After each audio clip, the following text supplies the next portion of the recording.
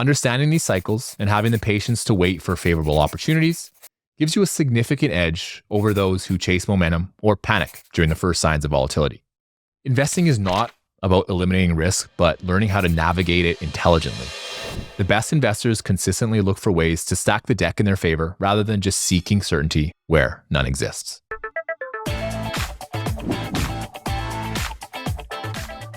Today, I'm going to be discussing a book that was just incredibly well written and full of nearly everything that you could possibly want to know about the concept of risk. Now, Howard Marks is one of my biggest influences, both inside and outside the world of investing. If you've been listening to this podcast long enough, you probably have caught up on that. And because of that, I've obviously listened to him a heck of a lot, and I've always read all of his memos, and I listened to his memos on his own podcast as well. But in one of his memos, he managed to mention that Peter Bernstein was one of the most intelligent people that he'd ever met and was one of Howard Marks' biggest inspirations.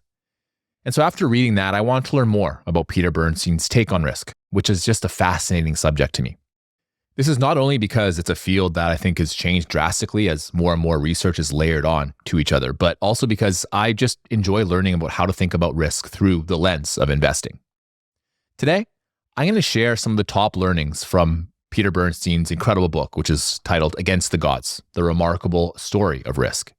This book is a complete history of how the concept of risk has developed over the millennia to where the book ended in 1996. Bernstein points out that the earliest known form of gambling was a sort of dice game, which was played with ostragalis, or the knuckle bone from a sheep or a deer. Egyptian tomb paintings dated 3500 BC have depicted gamblers playing with ostragalis. The point here is that humans have been gambling for a very, very long time, and we're likely to continue gambling for many, many more years into the future. Over the years, the concept of gambling has produced some of the most extraordinary insights into risk. Throughout this episode, you'll learn about some of the characters who layered on their thoughts and research to help understand gambling better, which eventually turned into modern portfolio theory, and how risk is used in financial markets today. An interesting question that Bernstein mentions is why it took so long for the West to develop its own numerical system. After all, the Greeks were very rational. Much of the Greek spirit was very insistent on proof. Bernstein writes, why mattered more to them than what. The Greeks were able to reframe the ultimate questions because theirs was the first civilization in history to be free of the intellectual straitjacket imposed by an all-powerful priesthood. The Greeks were on the right path, but the number system limited the usefulness of their ability to make calculations. Now let's fast forward a little bit here to the beginnings of numbers in the West. This was around the year 1202, when a little book titled Liber Abaci, sorry, I probably am going to butcher that name, or the Book of Abacus appeared in Italy and was authored by a gentleman named Leonardo Pisano. For the remainder of his life, he went by Fibonacci, which I'm sure many listeners who have tested technical trading are going to be very familiar with.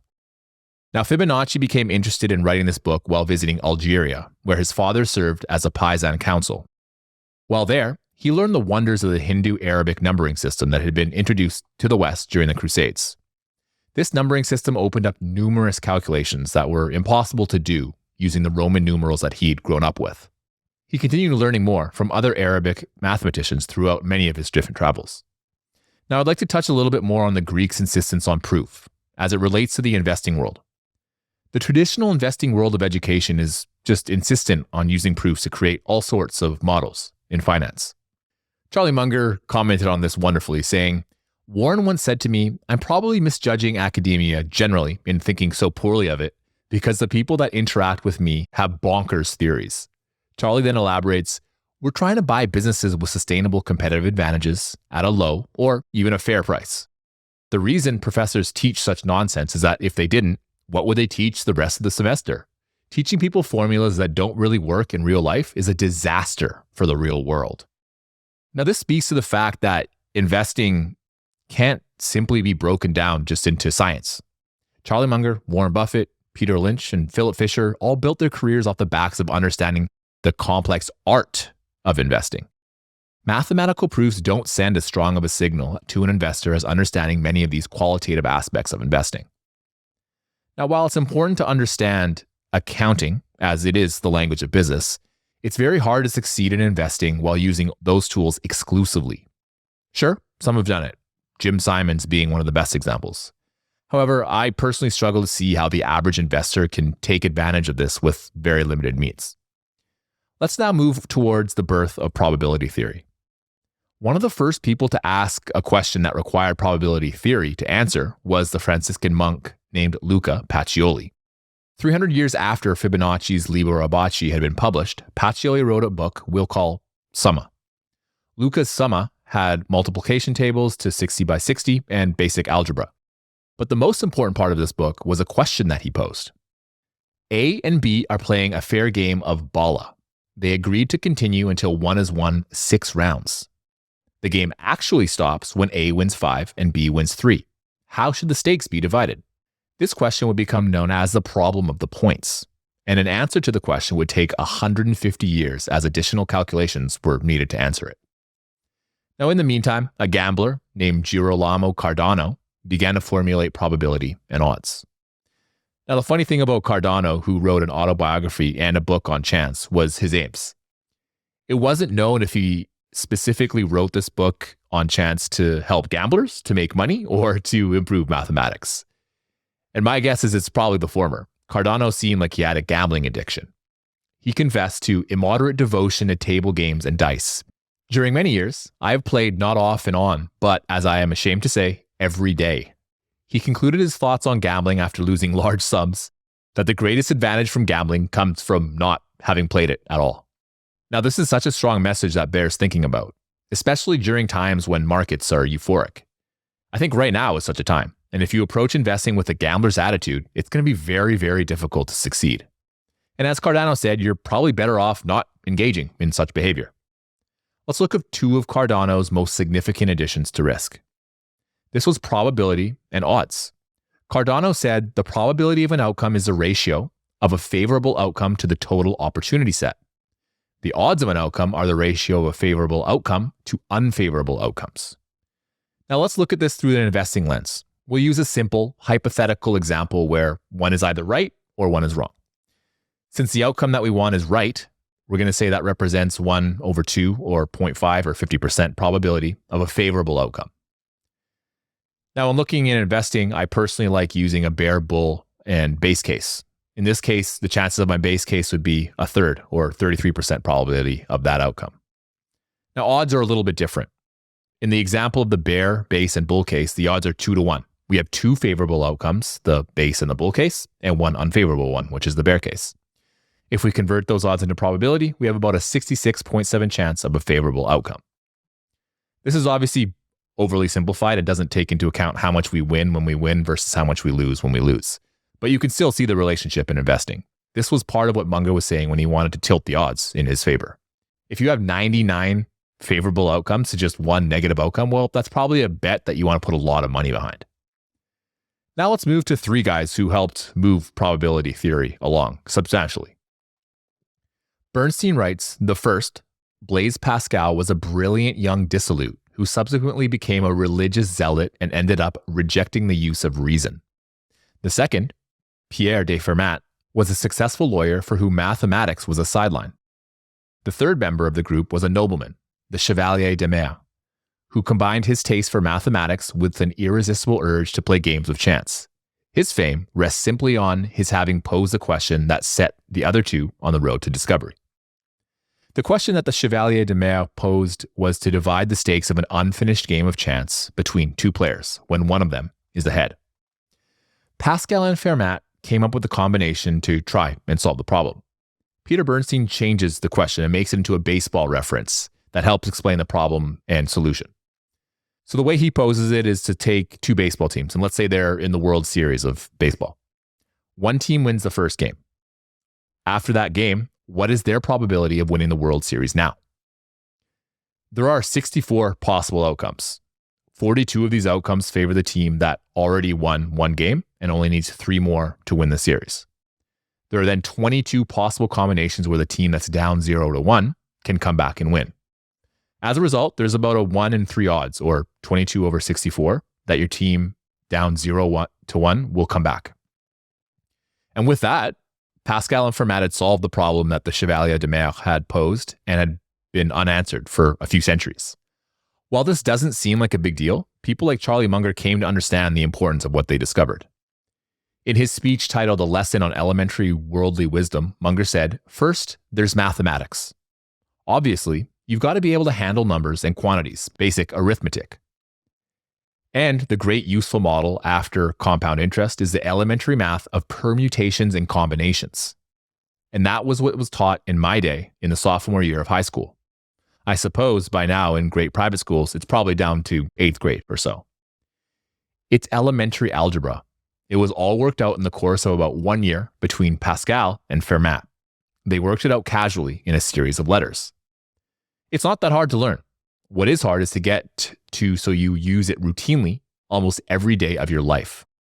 The Fermat-Pascal system is dramatically consonant with the way the world works. And it's a fundamental truth. So you simply have to have the technique. Now, Pascal later gave up his pursuits in mathematics to focus on his religion. During this time, he came up with an interesting question, which was called Pascal's wager. The question is, God is or he is not? Which way should we incline? Now, I'm not going to discuss anything to do with God on the show, but the question was very important because it was one of the first questions posed in relation to decision theory, which is deciding what to do when the result is uncertain. A great modern example of this is our fear of, say, being hit by lightning. It doesn't appear that this was a fear any less impactful 400 years ago. A book was written that briefly discussed uncertainty. Fear of harm ought to be proportional not merely to the gravity of the harm, but also the probability of the event. I've seen this firsthand with someone I know who is, fearful of being bit by a shark. The chances of being bit by a shark are about 1 in 4.3 million. But some people are much more fearful of that event versus something like drowning, where the odds are actually significantly higher at about 1 in 1,000. Bernstein points out that Pascal and Fermat bred the science of forecasting the probability of future events. This is an area that all investors are interested in or should be interested in. Many investors attempt to base their decisions on the probability of future events. It might be something on a smaller scale, such as estimating the probability of a positive outcome for a specific business that you maybe own or you're researching. I do this regularly on businesses that I own and businesses that I'm researching. Or maybe you have other investors who seek to base their investing on large macroeconomic events, such as interest rates or election results. I want to transition here to the next character in the history of risk, which is going to be Daniel Bernoulli. Now, Bernoulli was integral in bringing intuition and measurement together. Bernstein writes, Bernoulli introduces us to the risk taker, the player who chooses how to bet or whether to bet at all. While probability theory sets the choices, Bernoulli defines the motivations of the person who does the choosing. This is an entirely new area of study and body of theory. Bernoulli laid the intellectual groundwork for much of what was to follow, not just in economics, but in theories about how people make decisions and choices in every aspect of life. Now, if you've done any research into financial psychology, you'll recognize this pretty much as an early form of utility theory, where people's motivations to make a financial decision are impacted by more than just probability theory and odds. Bernoulli discovered things like how the utility of an additional dollar becomes less and less valuable as someone gets more and more wealthier. Now, this is a very interesting point for me, and I've thought about it pretty often. I've thought about it especially in relation to taking financial risks in my own life. I know that because I'm still in the early innings of my own path towards financial freedom, I'm probably chasing a higher hurdle rate than someone who's, a couple decades in the future from where I am now. My goal is to double my capital every 5 years, which comes out to about a 15% compounded annual growth rate. Now, a couple points on this. I'm still in my 30s and I'm still in the capital accumulation phase. When I get into my 60s, am I going to still be chasing the exact same goal? Probably not. At that point, I may be more interested in capital preservation. And this speaks to utility theory because as I gain more capital, I may become less interested in the types of investments that I am making today. Now, it's a really interesting question to ask yourself. Bernoulli and his kin introduced many interesting theories to the world. In his definition of wealth, he defined wealth as anything that can contribute to the adequate satisfaction of any sort of want. There is then nobody who can be said to possess nothing at all in this sense unless he starves to death.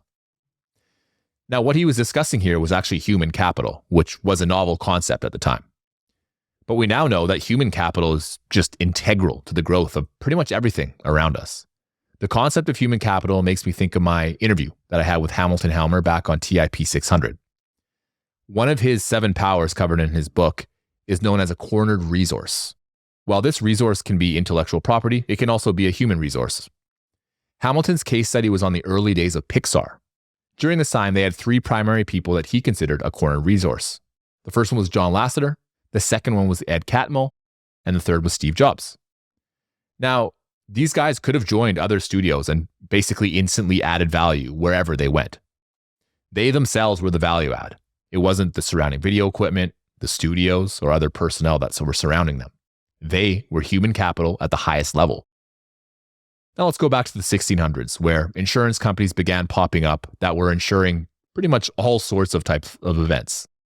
The creation of insurance was due in large part to the work of John Grant, who discovered sampling. Now you can think of sampling to help you kind of guess an average. Sampling was used to decide how representative a sample is on which we base our judgment. Now, in case that doesn't make any sense, let me try to make it a little bit more clear. So Grant showed a number of survivors in different age cohorts. Now, in Grant's time during the 1600s, obviously people lived a lot shorter than they do on average today. So he created this table, and it showed that as people got older, the cohorts became smaller and smaller. For instance, the age cohort of the age 6 to 64 was 64% in his day, and the cohort for the 76 plus age was only 1%. Now, this probably doesn't seem overly useful, but it had far-ranging consequences on insurance, as I just mentioned. So knowing what is normal would help build the entire insurance industry. Lloyd's of London was one of the largest insurance houses in the world for over 2 centuries, and many of Grant's lessons were the reason that insurance was formed in the first place.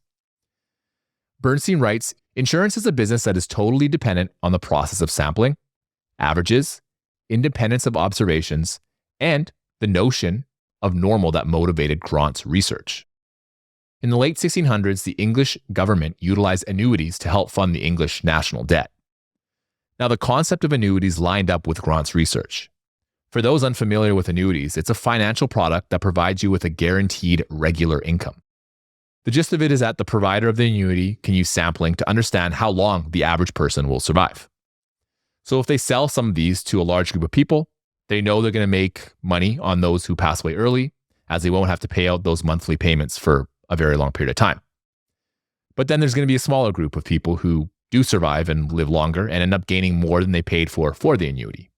Since the sellers of the annuities have samplings of how long the average person will live, they can structure them so they end up making money on them as a total, even though they will end up losing money on some of the people who do tend to survive longer.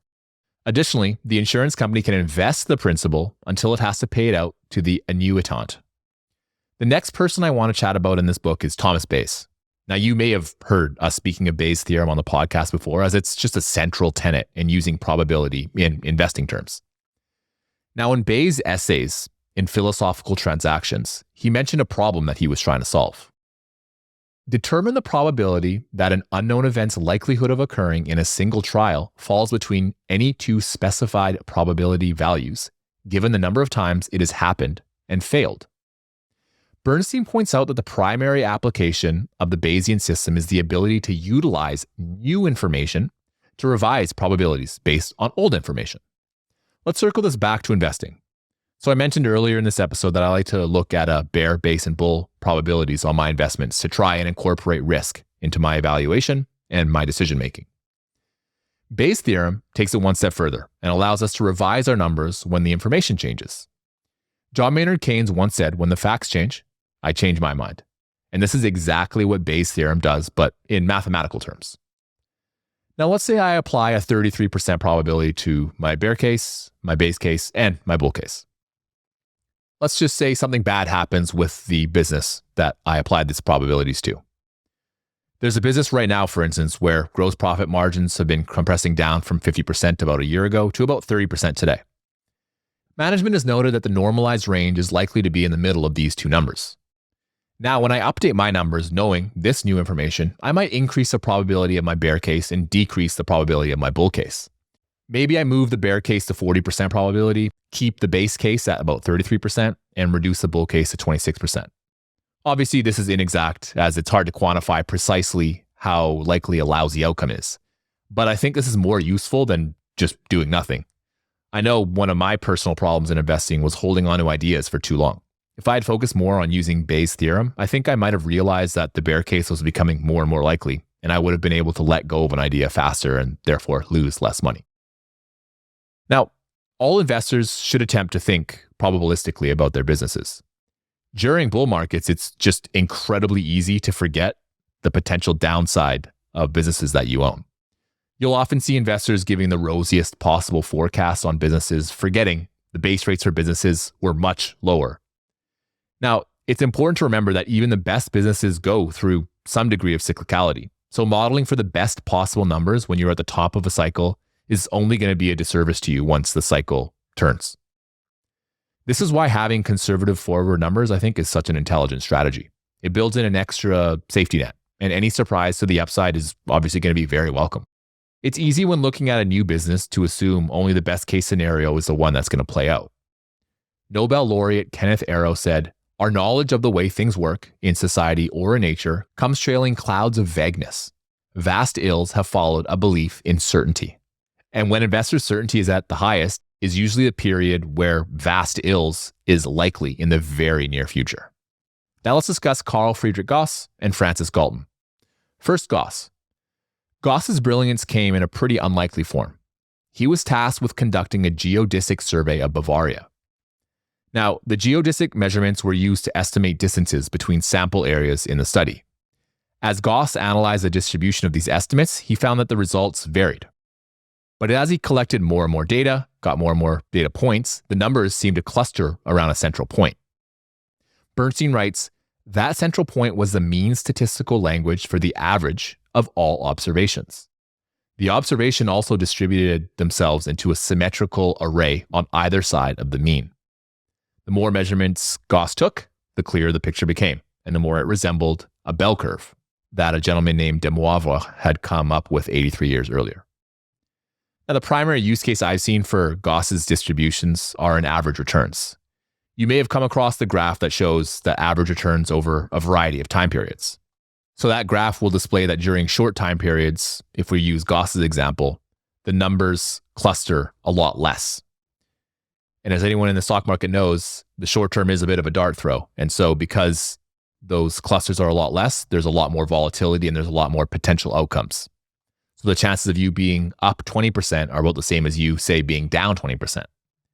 But then when we look at shorter time periods, such as a 10-year time period, the data begins clustering towards making more and more money. If we look at that chart that I just discussed over a 10-year period, our range of outcomes is essentially always profitable and in the positive 8 to 9% range. Now, another brilliant scientist, Francis Galton, who was also Charles Darwin's cousin, continued on with Gauss's theories about distribution. Galton suggested two conditions are necessary for observations to be distributed around their average. First, there must be a large number of observations.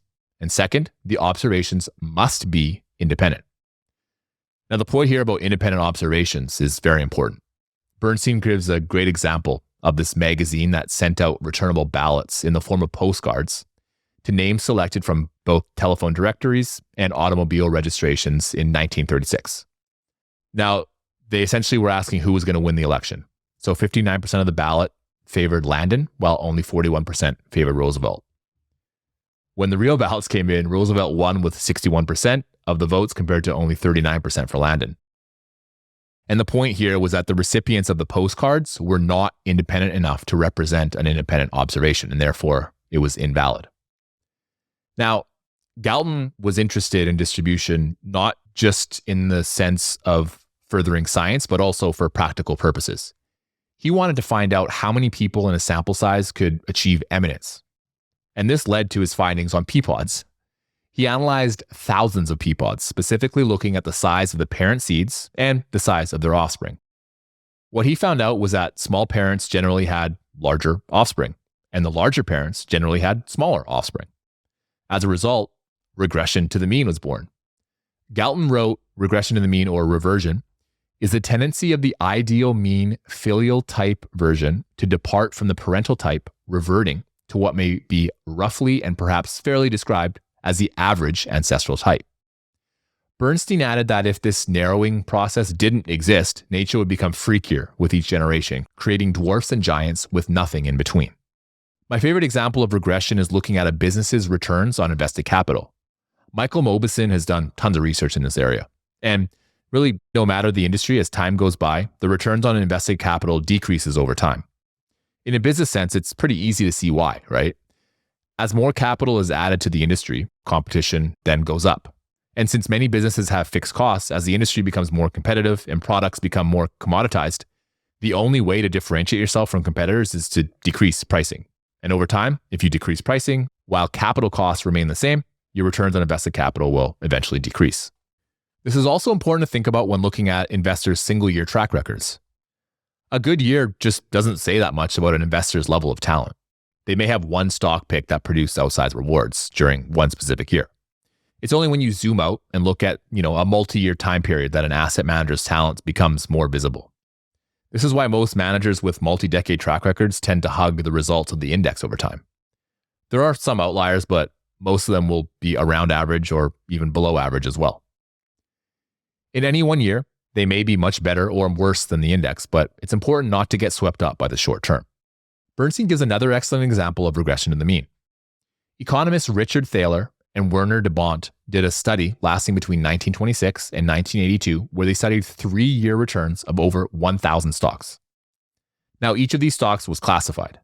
Winners were classified as stocks that had gone up or had fallen less than the market average in each 3-year period. Losers went up less or fell more than the market average.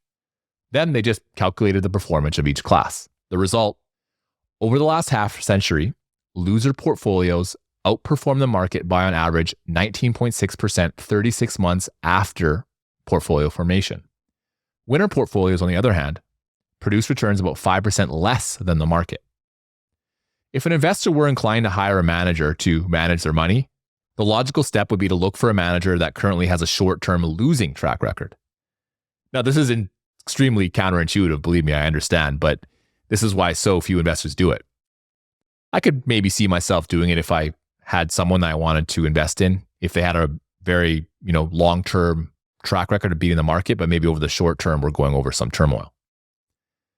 Now, a great example of this would be Scott Barbie, who I got the chance to interview back on TIP651. Scott's fund, the Aegis Value Fund, had beaten the market for a good amount of time, well over a decade. But during the great financial crisis, his fund decreased by 72% over a 2-year period. In terms of understanding intrinsic value, Scott was unfazed. He knew his businesses simply had gotten very cheap. They had not decreased in value. Then, in one of the best examples of regression to the mean that I've ever seen, he returned 91% in 2009 and made it onto the cover of the Wall Street Journal. Scott told me that he didn't really do anything special to earn that 91%. He simply held onto his shares, and once the selling stopped and capital eventually came back into the market, they bought his highly undervalued stocks and they re-rated them higher. Now, I'll end this discussion on reversion to the mean with a very thought-provoking statement that Bernstein wrote. Dependence on reversion to the mean for forecasting the future tends to be perilous when the market itself is in flux. Now, the next area I want to touch on is luck, which plays a massive role in decision-making and what I view as even more important than decision-making, which is process and outcome. Bernstein makes some crucial notes in his books about luck and cause and effect. Many intelligent mathematicians and the characters that we've covered believed in cause and effect. But how do we face issues that arise that don't have one cause for the effect? October 1987 is a great example that Bernstein gives. In that month, the market fell more than 20%. Bernstein adds, there is no agreement on what caused it, though theories abound. It could have occurred without a cause, and yet that cause is obscure. Despite its extraordinary character, no one could come up with strong proofs of its origin. Now, my thoughts on luck have evolved over time, and I now settle on the fact that I will have lucky and unlucky decisions. There's no way to be lucky all the time. If that were possible, we could subscribe to the cause and effect theories in investing and decision making. But we do not have that luxury. And since investing is such a problematic puzzle full of information gaps that we will always have, the best we can do is just to play the odds. And this is why investing is so difficult. Let's say I make a decision to buy a stock. Let's use one I bought in the past but no longer own, which is Bank OZK. I bought this in 2020 at around $23 and sold it about a year later at $47. When I first purchased the shares of the business, I believed they were undervalued. There was a short report out, and when you mix that with COVID and the fact that they finance real estate, there was a lot of uncertainty surrounding the business. But I decided to buy it, thinking the returns would be somewhere around my hurdle rates. Nowhere did I theorize that I would double my money in a year.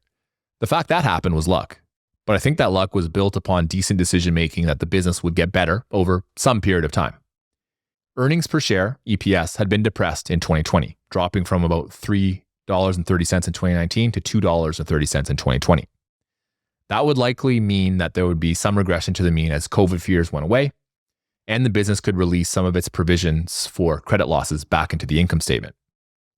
And that itself provided a massive boost in 2021 with EPS going all the way back up to $4.50. Now, the point here is that luck will have an impact on all of our decisions. It's essential to accept that sometimes it will be in our favor, and unfortunately, sometimes it will not be. The best we can do is to look at our prior decision-making and try to make adjustments for future decision-making. This reminds me of what Charlie Munger said about good versus bad businesses. The difference between a good business and a bad business is that a good business throws up one easy decision after another. The bad business throws up painful decisions time after time. Now, this relates to luck because I think good businesses also have more exposure to being lucky than a lousy business does. I prefer to take part in those businesses who create potential tailwinds over businesses that expose themselves to headwinds. Now let's transition to some of the more modern areas of risk that are still in use today. For that, we're going to start by covering two brilliant economists. They are Frank Knight and John Maynard Keynes.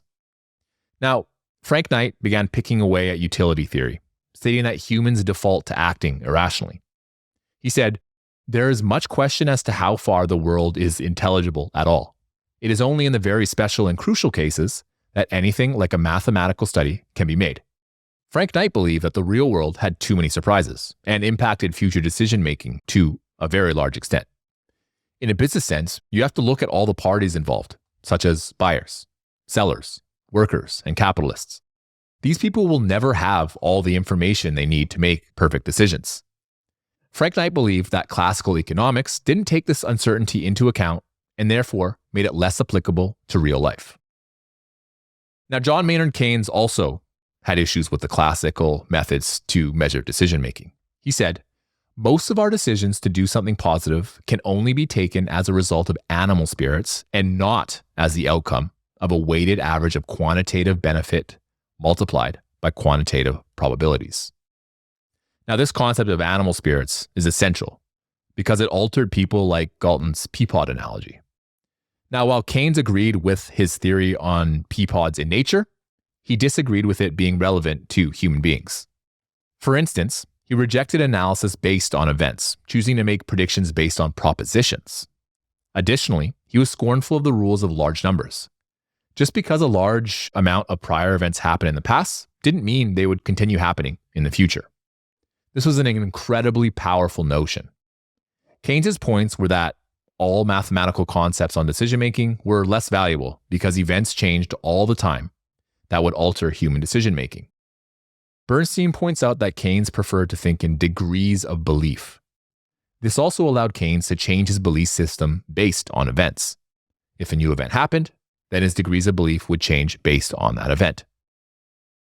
Now, before World War II, Keynes said, "The characteristics assumed by the classical theory happen not to be those of the economic society in which we actually live, with the result that its teaching is misleading and disastrous if we attempt to apply it to the facts of experience."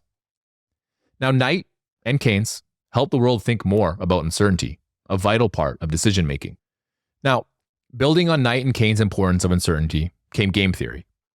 Game theory states that the true source of uncertainty lies in the intentions of others. John von Neumann, a brilliant scientist who had his hands in multiple scientific discoveries, invented game theory. Now, He first discussed game theory in one of his papers, where he discusses a childhood game that he called Match Penny. So here's how it worked. It had two players. Each of these players would have a coin that was either heads or tails, and they would put it down on the table however they wanted. They weren't flipping it or anything. It wasn't by chance. Now, both the players would then turn their hands up and display their coin to the other at the exact same time. If both the coins were heads or if both of them were tails, then player A wins. And if different sides showed up, then player B would win. Now, where game theory comes into play is what side of the coins each player decides to play. Von Neumann concluded that the trick in playing Match Penny lies not in trying to guess the intentions of the opponent, so much as in not revealing your own intentions. So, if one player, let's say, decides to play heads every single time, then his opponent is eventually going to figure that out and adjust. Both players would eventually adjust to randomly playing heads and tails at random sequences, and each player is going to win approximately 50% of the time. Now, the mathematical contribution that von Neumann made was that the outcome was a product of rational decision-making by the players and not probability. It is the player themselves who caused the 50-50 payoff in this game. Now, one of the most fascinating developments of this theory was what became known as the Nash equilibrium. The Nash equilibrium is a situation in a game where no player wants to change their strategy because they are already making the best possible choice given what others are doing. If you've seen the graph of how capital efficiency reduces over time for a given industry, I think that is a great example of Nash equilibrium. In other words, it can adjust. As more capital enters an industry, more capital needs to be spent to capture small market share. Over time, this means the entire industry suffers. Eventually, it becomes uneconomic for new entrants to enter the market, and it reaches a Nash equilibrium where the whole sector barely makes a profit. Hey everybody, it's Clay Fink here, host of We Study Billionaires. About 2 years ago, we launched our TIP Mastermind community to create a place for value investors to talk stocks and connect with other like-minded people. And since then, I've had the pleasure of connecting with a wide range of really interesting members of the community, many of which are entrepreneurs, private investors, or portfolio managers. We host weekly live Zoom discussions that feature Q&As with podcast guests, social hours with TIP hosts, stock presentations, and member spotlights. And coming up in May, we'll be hosting a few in-person events for the community in Omaha during the weekend of the Berkshire Hathaway annual meeting. Our in-person events especially serve as a great opportunity to have authentic and real connections with successful people who come from all walks of life. Whether you're wanting to talk stocks or simply want to network with like-minded people, I would encourage you to apply to join our TIP Mastermind community today, as we're temporarily closing the group to new members at the end of March 2025. Simply go to theinvestorspodcast.com/mastermind to join the waitlist to apply. That's theinvestorspodcast.com/mastermind. For decades, real estate has been a cornerstone of the world's largest portfolios, but it's also historically been complex, time-consuming, and expensive. But imagine if real estate investing was suddenly easy. All the benefits of owning real, tangible assets without all the complexity and expenses. That's the power of the Fundrise flagship real estate fund. Now you can invest in a $1.1 billion portfolio of real estate starting with as little as $10. 4,700 single-family rental homes spread across the booming Sunbelt, 3.3 million square feet of highly sought-after industrial facilities thanks to the e-commerce wave. The flagship fund is one of the largest of its kind, well-diversified, and managed by a team of professionals. And now it's available to you. Visit fundrise.com/WSB to explore the fund's full portfolio, check out historical returns, and start investing in just minutes. That's fundrise.com/WSB. Carefully consider the investment objectives, risks, charges, and expenses of the Fundrise flagship fund before investing. This and other information can be found in the fund's prospectus at fundrise.com/flagship. This is a paid advertisement. Hey guys, do you ever feel like you're juggling 1,000 things all at once and that your life is constantly unorganized? As a host of this show, I oftentimes felt that way, and that was until I picked up the remarkable Paper Pro. Nowadays, thinking smarter and thinking better can give you a leg up like we've never seen before, and Remarkable's vision is to help you do just that. The Remarkable Paper Pro is a beautiful, minimalist paper tablet that looks and feels just like paper, but it's packed with many amazing digital features, helping me sort out my work life by putting a lot of it on this one-of-a-kind tool. For example, when I'm analyzing a stock for my portfolio, I can jot down notes on the company as I read their reports, or mark up the company's report itself with what sticks out to me. Then I can share my notes with others and organize them however I'd like on the tablet. In a world with constant distractions and cluttered workspaces, the Remarkable Paper Pro is an absolute must to work smarter and more effectively. It also has a high quality and premium design and feel, making it a lot of fun to use day to day. So give it a try today and thank me later. You can get your paper tablet at remarkable.com. That's remarkable.com. Now, we're at a point in Against the Gods where we're going to start talking about a lot of theories that are still very deeply embedded into the investing industry today. Let's start with Harry Markowitz, who's the grandfather of portfolio management theory. His most significant premise was that most investors desire returns that minimize variance. For him, risk and variance were the exact same thing.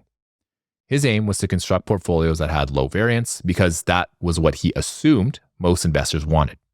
Now, I haven't spent too much time studying portfolio management theory, which I'll call PMT, because people like Buffett and Munger always said, you're probably better off ignoring it, and I think you'll do just fine. But over the course of my education as an investor, you can't help but pick up a few things. So first off, I think I'm going to give Markowitz some credit here, because I think he was actually right that most investors would prefer returns that are less volatile. The problem is that the market is so volatile anyways that even if your portfolio were constructed to have minimal variance with the market, you'll still end up making all the classic investor blunders because the market itself has a lot of variance from year to year. Another one of Markowitz's theories was that he rejected John Burr Williams' premise that investing is a process focused on identifying the best possible investment at the best price. Instead of that, Markowitz thought that investors should diversify their investments because diversification was simply the best weapon against the variance of return. Again, he was onto something here. Most investors are best with widely diversified investments. It protects them from losing too much on one investment, and it allows them to reap the rewards of a few outsized winners. But you have to remember that the average person finds reading a 10K to be about as attractive as shoveling their walkway to take out the trash. It's just not something they want to do or derive enjoyment out of. But for the few people who do enjoy doing things like this, like myself and probably our listeners, diversification can be seen as a handicap to getting better results. Robert Hagstrom pointed out in the Warren Buffett portfolio that random portfolios with fewer positions had a better chance to both outperform and underperform the market. So for investors who have an edge in picking great businesses or investing in great investing opportunities, there are advantages to making more considerable, concentrated investments. Another problem with Markowitz's theories is in understanding what you own. The average person, let alone a professional money manager, cannot possibly understand 100 plus businesses at a very deep level. This is why Buffett said, portfolio concentration may well decrease risk if it raises, as it should, both the intensity with which an investor thinks about a business and the comfort level he must feel with its economic characteristics before buying into it. And as Tobias Carlyle pointed out in his book, Concentrated Investing, some of the best investing legends have come to the same conclusion about concentration, with Warren Buffett, Charlie Munger, and Seth Klarman preferring, say, 10 to 15 positions. Tobias also points out that research from Patrick O'Shaughnessy found that about 25 positions offered the best volatility-adjusted returns. Now, the last point I'd like to make on Markowitz was that his theories always feel so academic to me. While much of investing definitely does rely on academic theories, I think a lot of successful investing also relies just simply on common sense. And that is the ingredient that seems to be missing in some of Markowitz's theories. And let's go over an example here. Let's say I'm offered two different portfolios. One has high variance, but on average earns 50% per year. The other has low variance, but on average earns 10% per year. According to MPT, I should take the second portfolio.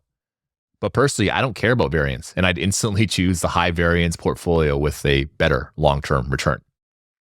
Another theory in conjunction with Markowitz's theories on the market was created by Bill Sharp, and this was called the Capital Asset Pricing Model, or CAPM, which use the term beta to describe the average volatility of individual stocks or other assets relative to the market as a whole over some specific period of time.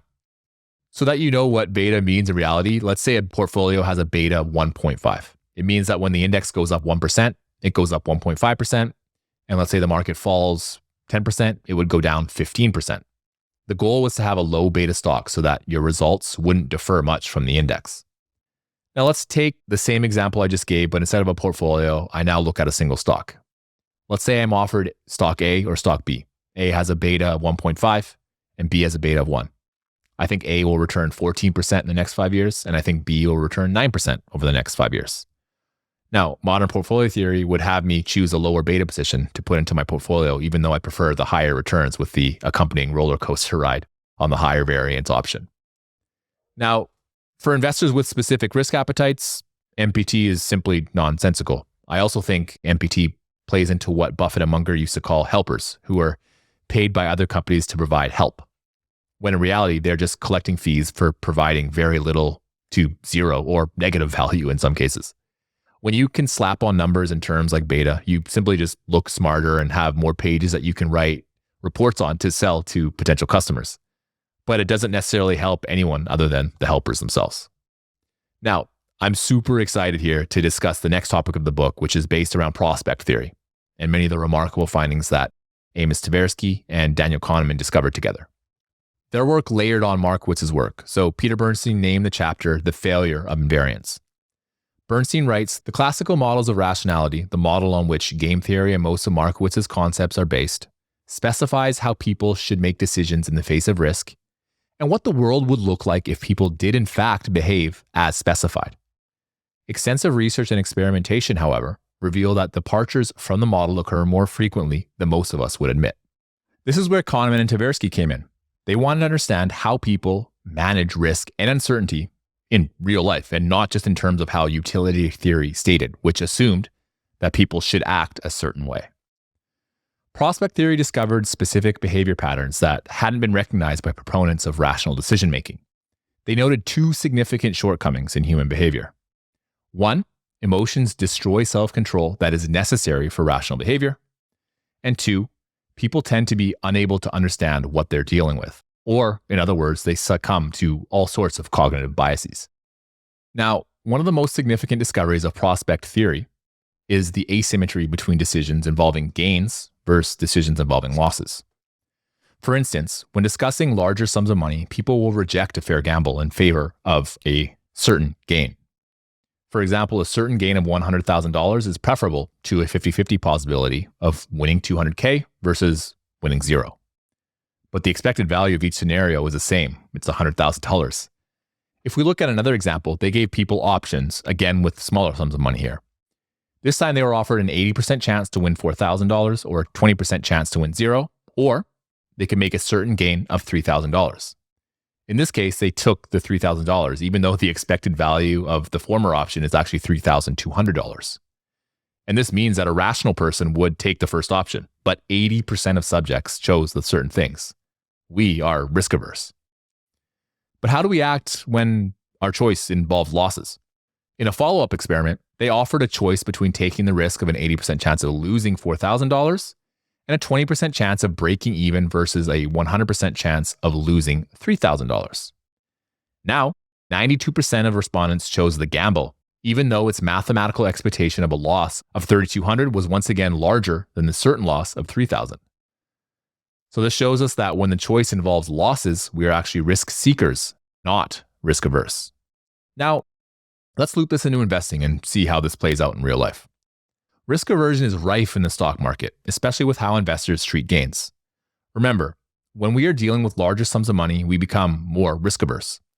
This means that when we have a position that goes up in price, we become more and more likely to sell our position and lock in a profit. The problem with doing that consistently is that you miss many of the large run-ups in businesses that can continue growing for long periods of time, which are often much longer than investors believe they can grow for. So even if we lock in our gains, we are now ignoring the fact that there is a chance that we could make more in the future. Of course, we could also be wrong on the idea and we could risk it going below our purchase price, or worst case scenario is going to zero. Now, if we look at risk seeking with losses, you see this all the time as well. I had this happen to me with a basket of Chinese businesses. So I had these businesses that were all in the red, but I continued holding them, hoping that someday they would rebound. Then I eventually just cut ties with the three of them, and since then the capital has been put to other use. But I can admit that I held them hoping to recoup some of my losses. And this is the same as the experiment above, where we become risk-seeking when faced with the potential of a certain loss. I simply could have cut my losses sooner and have lost less money. Another problem that is rife in the value investing community regarding losses and risk-seeking is adjacent to the example above, which is adding to our losers or, averaging down. Now, I did this on one of the businesses in the bucket that I mentioned, which was Alibaba. Now, averaging down is a fantastic opportunity if you're correct that the business will once again pick up and that the market will once again assign it a reasonable multiple. Now, I'm just speaking from my own experiences here, as I'm sure there's tons of people who have opposite experiences to me, but I've rarely had a positive experience when I average down. Averaging up has actually been much more lucrative for me. Now, this goes a little bit outside the realm of prospect theory, so I won't go into any more detail, but needless to say, I much prefer averaging up. Now, I'd like to speak again to the failure of invariance. So the failure of invariance is pretty similar to mental accounting, where we change our decisions based on how the question is framed. Let's imagine that you're buying a jacket, and let's say that this jacket usually costs $100. Now, you find out that there's a store that's 5 minutes away from the one that you saw it at $100 and that they're selling it for $75, a $25 discount. Most people are happily going to take the 5 minutes and enjoy the $25 discount. But now let's take another situation. So now let's say we're at some store and there's a laptop that we want. It's $2,000. You then hear that the same laptop is available for $1,975 in a store, once again, 5 minutes away. And again, that's a $25 discount. This time, most people won't bother making the 5-minute journey to save $25. In both cases, you're saving $25. But in the first case of the jacket, it obviously feels like a significant percentage of the total price as it's 25% off. While the second case, a laptop, is small. It's just 1.25% off. Now, if we're looking at utility theory and from a rational perspective, $25 is still $25 no matter what you're buying. But our brains don't see it that way. We are influenced by how the choice is framed rather than focusing purely on the actual dollars that are saved.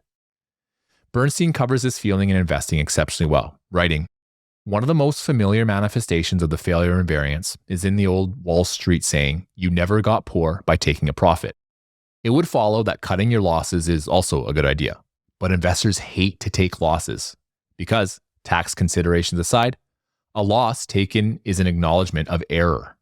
Loss aversion combined with ego leads investors to gamble by clinging to their mistakes in the fond hope that someday the market will vindicate their judgment and make them whole." Another point worth mentioning is in regard to how we use information. We often believe that more information will help us make better decisions and be more rational. Daniel Ellsberg published a paper which discussed a concept known as ambiguity aversion.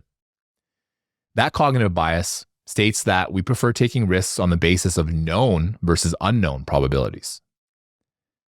This is why I think investors can often make bad investment decisions after spending a large amount of time researching an investment. I know I've done this before. So, put yourself in this position. Sometimes you find a stock, you start liking it more and more, you put more and more time researching. Let's say you spend, 10, 20, 30, 40 hours learning about it, researching competitors, maybe speaking with other investors or maybe company insiders. And after this time, you begin to develop an attachment to the business. You learn more about it, you consume more information. And let's say maybe you eventually purchase shares in the business, even though maybe when you try to look at the numbers of the returns that you're going to get, they're kind of unattractive. Now, I think there's some degree of ambiguity aversion at play here because we've now obviously increased the amount of information we know about this business, but we're actually taking a larger risk based on buying that business because we know more about it. When it comes to a name that we barely understand or haven't spent any time researching on, we have no problem taking a pass. So let's look at some of the other behavioral finance points that Bernstein discusses. One of the most significant contributors to behavioral finance is a man named Richard Thaler. Behavioral finance studies how investors balance logic and emotions in decision-making, leading to market behavior that often defies theoretical models, many of which are the models we have discussed already in this episode. Now, Bernstein points out that Thaler was a member of what he called the theory police. And the theory police were people who constantly checked to see whether investors were obeying or disobeying the laws of rational behavior that we've covered, from the Bernoullis to Markowitz. Thaler ran an experiment where he asked 2 questions. 1. How much would you be willing to pay to eliminate a 1 in 1,000 chance of immediate death? And 2, how much would you have to be paid to accept a 1 in 1,000 chance of immediate death?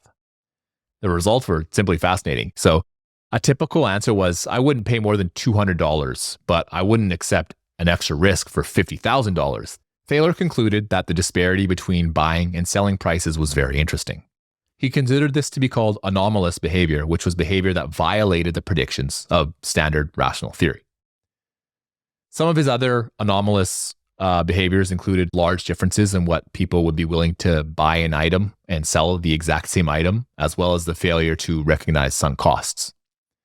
Thaler then connected with some of Tversky and Kahneman's converts and realized that his anomalous behavior was really normal behavior and that the rational behavior was the exception.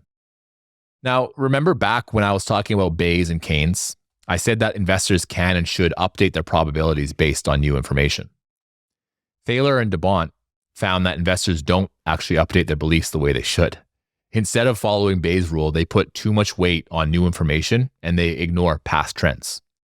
Basically, they make decisions based on gut reactions rather than historical probabilities. And the result is that stock prices swing too far in either direction, creating predictable reversals regardless of what's actually happening with earnings, dividends, or other fundamentals in the business. Now, this is a super powerful message, and I think does just a really good job of explaining why markets just in generally swing so widely. But this also shows why individual stocks can be so volatile in any one year. One thing you can do is just look at some of your recent buys and sells and identify where maybe your gut prompted you to make a mistake. You may find there's some very particular errors in the fact that you're selling businesses maybe just because the price is going down. And obviously that error is going to be quite obvious if you're selling it, even though the business's fundamentals are continuing to improve. In that case, you're succumbing to bias, and you can try to create some strategies to try and deal with them as best as you can. One strategy that I like to talk about pretty often is limiting the frequency that you allow yourself to look at stock prices. Now, as we've explored in this episode, risk is a concept that has evolved over centuries. From the ancient gamblers of Egypt to the mathematicians who laid out the groundwork for probability theory, and ultimately to the modern frameworks that are used in investing today. The journey through Bernstein's Against the Gods highlights one central theme, which is our understanding of risk is still evolving, and it will likely never be a solved equation. For investors, the key takeaway here is that while models, theories, and probabilities provide some very valuable tools, they're never a substitute for things like judgment, adaptability, and experience. Risk isn't just about numbers. It's about uncertainty, human behavior, and decision-making under pressure. Behavioral biases shape markets just as much as any mathematical model, and understanding those biases can be just as important, if not more, as understanding the underlying businesses that we invest in. So I want to finish this episode just talking about how we can tilt the odds in our favor. First, we need to think probabilistically. The best investors don't just assign a single outcome to an investment. They consider a range of possibilities and assign probabilities to each of them. Instead of thinking, this stock is going to double, a more helpful approach is this stock has a 30% chance of doubling, a 50% chance compounding at, say, market average rates, and a 20% chance of underperforming or declining. This way, you build a more realistic framework for decision-making. Secondly here, embrace Bayes' theorem. You can do this by updating your probabilities as new information emerges. Investors who just stubbornly cling to their original theses ignore negative signals and often get burned.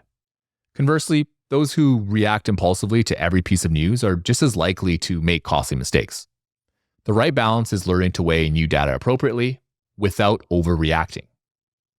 Third, structure your portfolio to take advantage of asymmetry. Buffett and Munger talk about betting big when the odds are overwhelmingly in your favor. This doesn't mean reckless concentration, but it does mean allocating more capital to opportunities where you have a high conviction and where the risk-reward profile is disproportionately in your favor. The best investors aim for situations where the upside potential far outweighs the downside risk. This is how you compound capital effectively over multiple decades. Fourth, always consider the role of psychology. Investors love certainty, but markets don't provide it, unfortunately. Understanding how fear and greed manifest in market cycles, I think, allows you to act rationally when others are acting more emotionally. Having an investment checklist can help you remain disciplined and help you avoid making impulsive decisions that are based on short-term noise. And finally, recognize reversion to the mean as one of the most powerful forces in investing. Periods of extreme optimism or extreme pessimism don't last forever. Overvalued markets eventually correct, and beaten down stocks often rebound when sentiment shifts. Understanding these cycles and having the patience to wait for favorable opportunities gives you a significant edge over those who chase momentum or panic during the first signs of volatility. Investing is not about eliminating risk, but learning how to navigate it intelligently. Whether through Bayesian updating, strategic concentration, or understanding market psychology, the best investors consistently look for ways to stack the deck in their favor rather than just seeking certainty where none exists. That's all I have for you for today. If you want to interact with me on Twitter, please follow me at irrationalmrkts or on LinkedIn under Kyle Grieve. If you enjoy my episodes, please feel free to let me know how I can make your listening experience even better. Thanks again for tuning in. Bye-bye. With my looking at both, where everybody, Buffett included, wants both value and growth, I want growth, and I'm prepared to live with some slippage on value. The 9, 10, 11% grower just doesn't interest me, because with all the stuff that's happening in tech, there is enough out there that's growing at 15% a year.